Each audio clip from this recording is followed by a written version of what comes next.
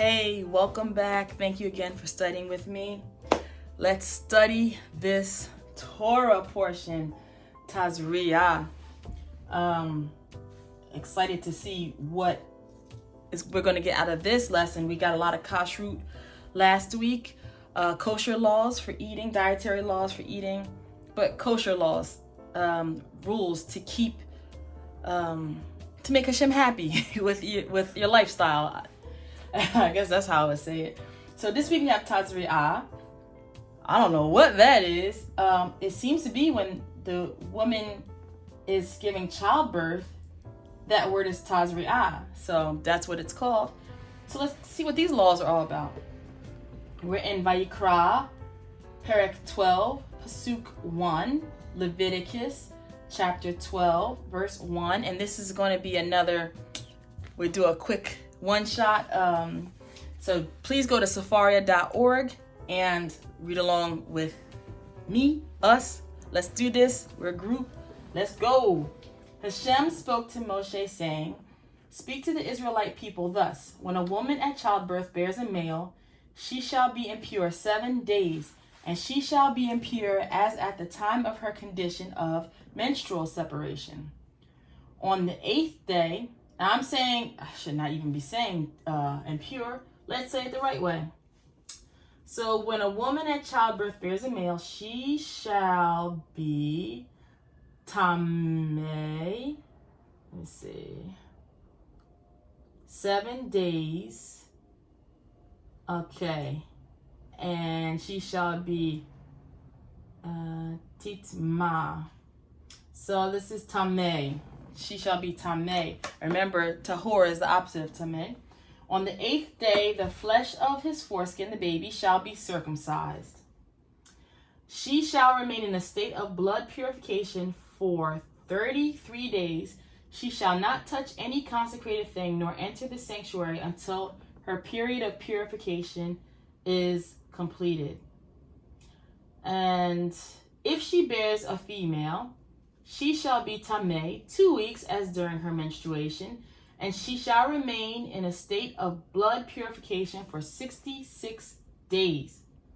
Okay, so I'm thinking, okay, so she's doubly, oh, no commentary. Look at that. I'll be a monkey's uncle. Don't nobody want to touch that. Sorry. I mean, she's impure for, let's see. She's impure. Wow, everything's double for a female. Okay. On the completion, verse Pasuk 6, on the completion of her period of purification for either son or daughter, she shall bring to the priest at the entrance of the tent of meeting, the Mishkan, a lamb in its first year for an olah offering, and a pigeon or a turtle dove for hatah. And you may say, why should she bring hatah offering? Come on, sages. What did she do wrong? Oh, nobody's addressing that. Oh, what's going on here? What's going on? Like, why should she bring a hatah? All she did was have a baby, right? Well, if anybody knows, please leave it in the comments and please put a reference. He shall offer it, the priest shall offer before Hashem and make expiation on her behalf. Expiation, that's hatah talk. She shall then be tahor from her flow of blood. Such are the rituals concerning her who bears a child, male or female. So interesting. So the ritual is because of the blood flow. Same. That's why I said it's same like menstruation. The only difference is the time of being separated changes for the child. And I'm not sure what it is for menstruation when they're separated. Verse 8, if, however, her means do not suffice for a sheep, she shall take 2 turtle doves or 2 pigeons, one for the olah offering, the other for the hatah offering. And the priest shall make expiation on her behalf, and she shall be tahor. Okay, let's continue on with our first reading into Perek 13 now. Pasuk 1, Hashem spoke to Moshe and Aaron saying, when a person has on the skin of the body a swelling, a rash or a discoloration, and it develops into a scaly affection on the skin of the body, it shall be reported to Aaron the priest or to one of his sons, the priest. And the priest shall examine the affection on the skin of the body. If hair in the affected area has turned white, and the affection appears to be deeper than the skin of the body, it is a leprous affection. When the priest sees it, he shall pronounce the person tameh. But if it is a white discoloration on the skin of the body, which does not appear to be deeper than the skin, and the hair in it has not turned white, the priest shall isolate the affected person for 7 days. And on the 7th day, the priest shall conduct an examination, and if the affection has remained unchanged in color, and the disease has not spread on the skin, the priest shall isolate that person for another 7 days. That's the end of our first reading. Wow. Can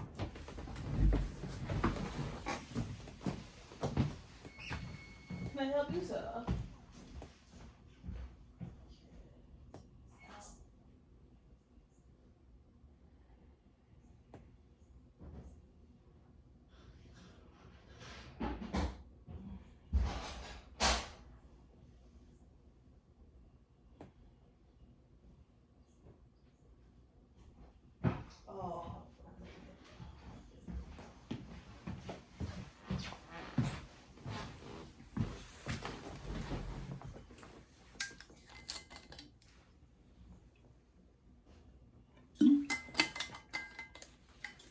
Okay, let's jump into that second reading.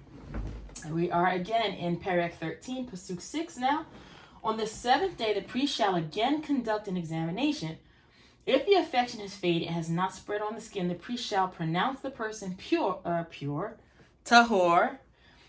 It is a rash. After washing those clothes, that person shall be tahor. So isn't it interesting? The person becomes tahor after they wash their clothes. They pronounce the person pure, and after they wash the tahor. Pasuk 7. If the rash should spread on the skin after the person has been seen by the priest and pronounced tahor, that person shall again report to the priest. And if the priest sees that the rash has spread on the skin, the priest shall pronounce that person tameh. It is leprosy because it's spread. When a person has a scaly affection, it shall be reported to the priest. If the priest finds on the skin a white swelling which has turned some hair white, with a patch of undiscolored flesh in the swelling, it is chronic leprosy, or if we say it, let me see if we can find zara'at. And maybe we should call it zara'at because it's not, no, Jordan. It's not, I'm sorry, I can't. Jordan, can you? It's not, infectious. Like, it doesn't affect the camp. It's, looks like it's a different reason. So let's call it what the Torah calls it. So let's get used to using this word, let me see it again. Zara'at. Zara'at. Let's get used to using that word. Then that way we can do more things with it instead of getting stuck with maybe that colony of lepers that we think of in Hawaii. And that's not really what's going on here. So it is a chronic zara'at on the skin of the body, and the priest shall pronounce the person tameh. Being tameh, that person need not be isolated. Pasuk 12, if the eruption spreads out over the skin so that it covers all of the skin of the affected person from head to foot, wherever the priest can see, if the priest sees that the eruption has covered the whole body, he shall pronounce as tahor the affected person who is tahor from having turned all white. But as soon as undiscolored flesh appears in it, that person shall be tameh. When the priest sees the discolored flesh, he shall pronounce the person tameh. The undiscolored flesh is tameh. It is zara'at. Wow. He thought he was doing good. And then this undiscolored flesh just got in the middle of it and just turned his whole world. But if the undiscolored flesh again turns white, that person shall come to the priest, and the priest shall conduct an examination of if the affection has turned white. The priest shall pronounce as tahor the affected person, who then is tahor. Man, these priests have to have medical degrees. I mean, this is This is quite the science. And you need to understand the body, know what you're looking at. Wow. That's the end of the second reading. Let's jump into the third reading. When an inflammation appears on the skin of one's body and it heals, and a white swelling or a white discoloration streaked with red develops. Jordan, bro, you gotta go. A white swelling or a white discoloration streaked with red develops where the inflammation was. That person shall report to the priest. Pasuk 20. If the priest finds that it appears lower than the rest of the skin, and that the hair in it has turned white, the priest shall pronounce the person as tameh. It is a zarat affection that has broken out in the inflammation. Broken out. But if the priest finds that there is no white hair in it, and it's not lower than the rest of the skin, and it is faded, the priest shall isolate that person for 7 days. If it should spread in the skin, the priest shall pronounce the person tameh. It is an affection. But if the discoloration remains stationary, not having spread, it is the scar of the inflammation, and the priest shall pronounce that person tahor. Wow. Okay, the fourth reading. When the skin of one's body sustains a burn by fire, and the patch from the burn is a discoloration, either white streaked with red or white, the priest shall examine it. If some hair has turned white in the discoloration, which itself appears to go deeper than the skin, it is zara'at, and that has broken out in the burn. Jordan, the priest shall pronounce the person tameh. It is a zarat affection. Wow. And that came from a burn, like in a fire, or somehow they burnt themselves, and wow. But if the priest finds that there is no white hair in the discoloration, and that it is not lower than the rest of the skin, and it is faded, the priest shall isolate the person for 7 days. And on the 7th day, the priest shall conduct an examination. And if it's spread in the skin, this priest shall pronounce the person tameh. It is a zarat affection. But if the discoloration has remained stationary, not having spread on the skin, and it is faded, it is the swelling from the burn. The priest shall pronounce that person tahor, for it is the scar of the burn. Wow-wee. Okay, let's jump into that fifth reading. We're still in Perek 13. Now we're in Pasuk 29. If a man or a woman has an affection on the head or in the beard, the priest shall examine the affection. If it appears to go deeper than the skin, and there is thin yellow hair in it, the priest shall pronounce the person tameh. It is a scald or a scaly eruption in the hair or the beard. But if the priest finds that the skull affection does not appear to go deeper than the skin, yet there is no black hair in it, the priest shall isolate the person with the skull affection for 7 days. And on the 7th day, the priest shall examine the affection. If the skull has not spread and no yellow hair has appeared in it, and the skull does not appear to go deeper than the skin, the person with the skull shall shave.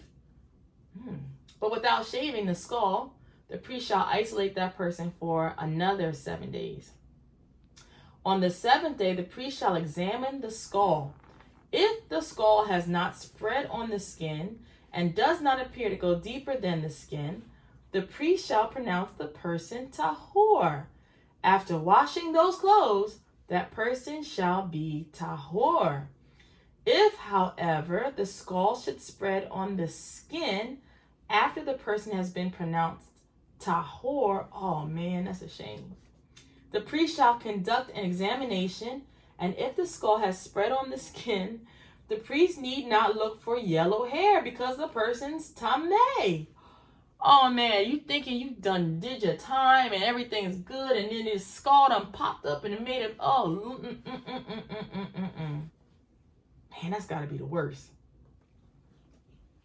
But if the skull has remained unchanged in color and black hair has grown in it, the skull is healed. The person is tahor. The priest shall pronounce that person tahor. I feel like cheering every time. You made it.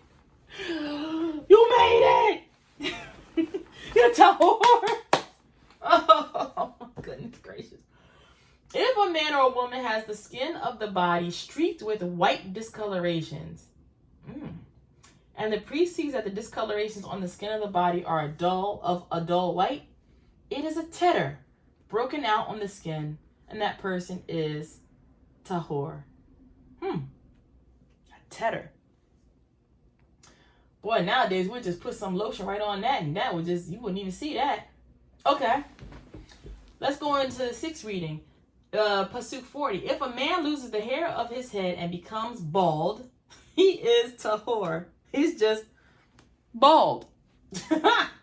If he loses the hair on the front part of his head and becomes bald at the forehead, he's tahor. He's just bald. But if a white affection streaked with red appears on the bald part on the front or the back of the head, it is a scaly eruption that is spreading over the bald part in the front or the back of the head. And the priest shall examine him, and if the swollen affection on the bald part in the front or at the back of his head is white, streaked with red like the ta'arat of body, skin, and appearance, he is a ta'arat man, he is tameh. The priest shall pronounce him tameh. He has the affection on his head. As for the person with a ta'arat affection, the clothes shall be rent, the head shall be left bare, the upper lip shall be covered over, and that person shall call out, Tameh, Tameh. Wow. And you notice those other skin conditions, they're okay until they break out with some ta'arat or something, you know. The person shall be Tameh as long as the disease is present. I hate saying disease because being tameh, that person shall dwell apart in a dwelling outside the camp. So this is really interesting because there is dwellings outside of the camp for people who have these issues, for women that are in menstruation and things of that nature. It's almost like a city outside the city. Maybe it goes around the city for those that have to come out of the camp for whatever reason that they need to. Let's see if we can find something on that. Nope. Here we go. Outside the camp. Oh, man. It's a reference. Outside the 3 camps. Okay, well. It was worth a try. Verse 47. When an eruptive affection occurs in a cloth of wool or linen fabric, in the warp or in the woof of the linen or the wool, or in a skin, or in anything made of skin. Looks like we're talking about leather, y'all. If the affection in the cloth, we're talking about cloth, leather, skins, whatever. If the affection is in the cloth or the skin, in the warp or the woof. What is a woof? A flax of wool. Oh, okay. Okay. It's like it's raw. The woof is the raw wool. It hasn't been spun. If the affection in the cloth or the skin, in the warp or the woof, or in any article of skin, is streaky green or red, it is an eruptive affection. It shall be shown to the priest, and the priest, after examining the affection, shall isolate the affected article for 7 days. I wonder if he had not a lost and found section, but something in the Mishkan for articles that had this. It's amazing that the possessions that you own can have this. On the 7th day he shall examine the affection. If the affection is spread in the cloth, whether in the warp or in the woof, or in the skin, for whatever purpose the skin may be used, the affection is a malignant eruption, it is tameh. The cloth, whether warp or woof, in wool or linen, or in any article of skin, in which the affection is found, shall be burned. For it is a malignant eruption, it shall be consumed in fire. Sarif. Oh, that's really, but Aish. Oh, okay, yeah. Aish fire, not any other kind of fire. Regular fire. Okay, wow. So if you get, if you got affection in it's throwing me off how I'm saying affection. I'm used to infection, but it's affection. And the cloth, you got to burn that. Got to burn it. But if the priest sees that the affection in the cloth, whether in warp or in woof, or in any article of skin, has not spread, the priest shall order the affected article washed, and he shall isolate it for another 7 days. Yeah.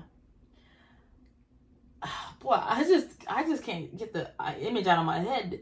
The priest must have a room that turns into a pawn shop if they don't get rid of the articles, you know, like selling them bad boys off because people ain't returned. They done turned regular color and it's just sitting there, good used material to be used. They must can make money on the side. Little pawn shop in the back. All right.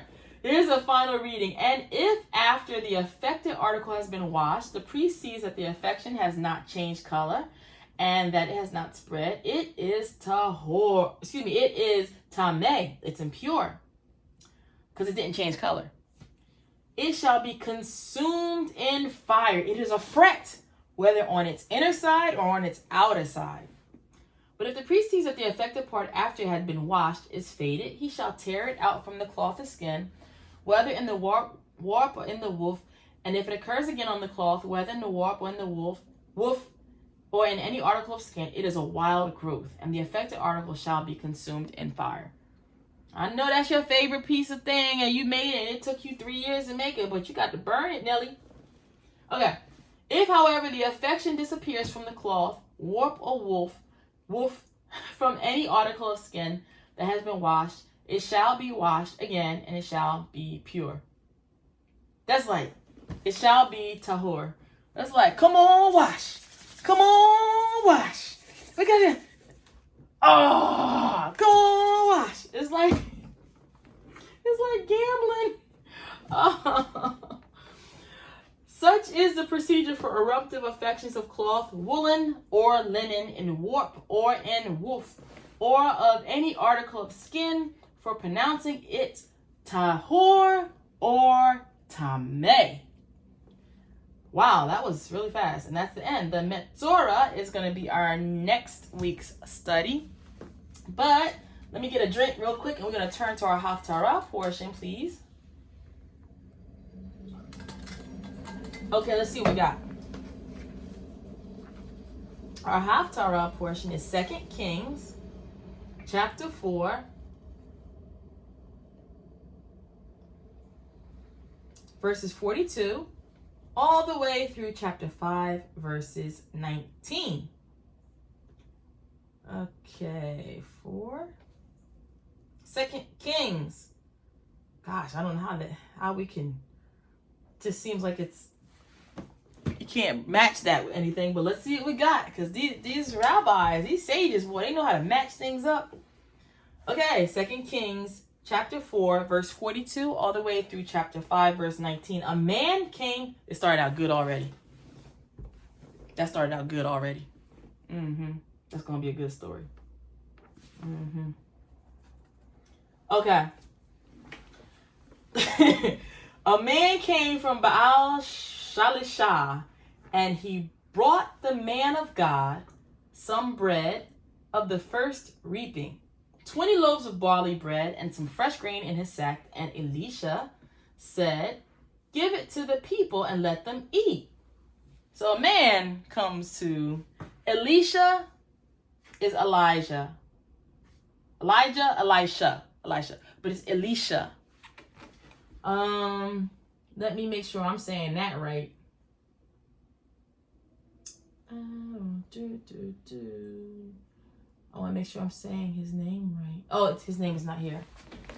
So Elisha said, "Give it to the people and let them eat."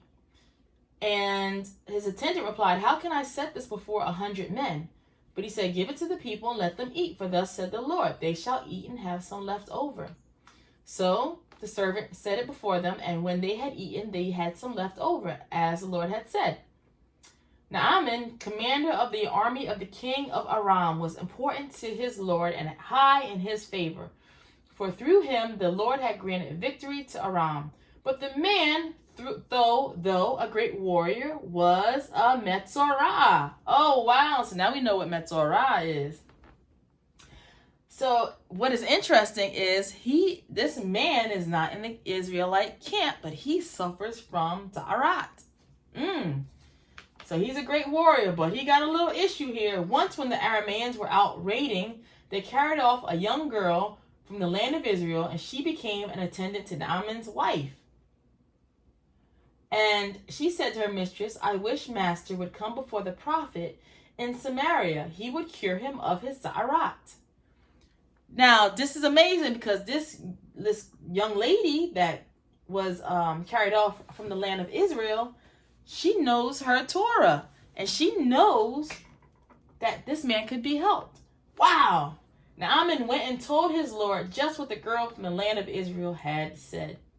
And the king of Aram said, go to the king of Israel, and I will send along a letter. And he set out, taking with him 10 talents of silver, 6,000 shekels of gold, and 10 changes of clothing. And he brought the letter to the king of Israel. And it read, now when this letter reaches you, know that I have sent my courtier Naaman to you, that you may cure him of his zarat. And when the king of Israel read the letter, he rent his clothes and cried, am I God to deal death or give life, that this fellow writes to me to cure a man of zarat? Just see for yourselves that he's seeking a pretext against me. Jordan.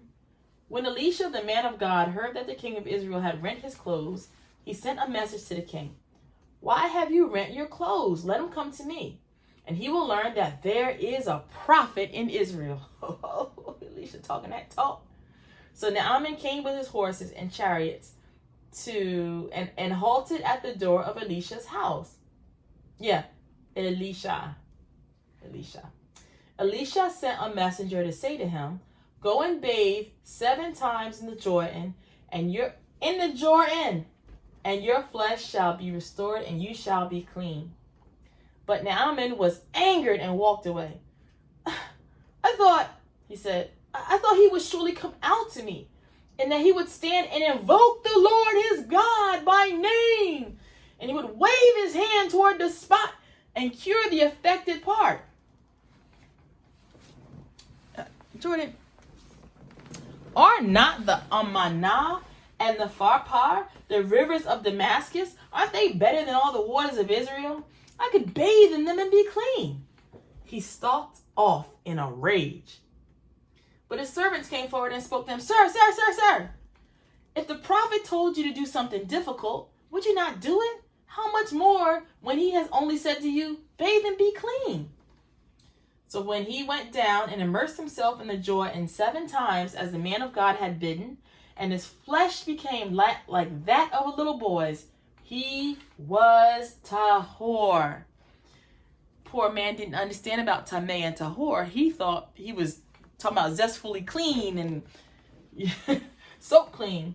Verse 15, returning with his entire retinue to the man of God, he stood before him and exclaimed, now I know there is no God in the whole world except in Israel.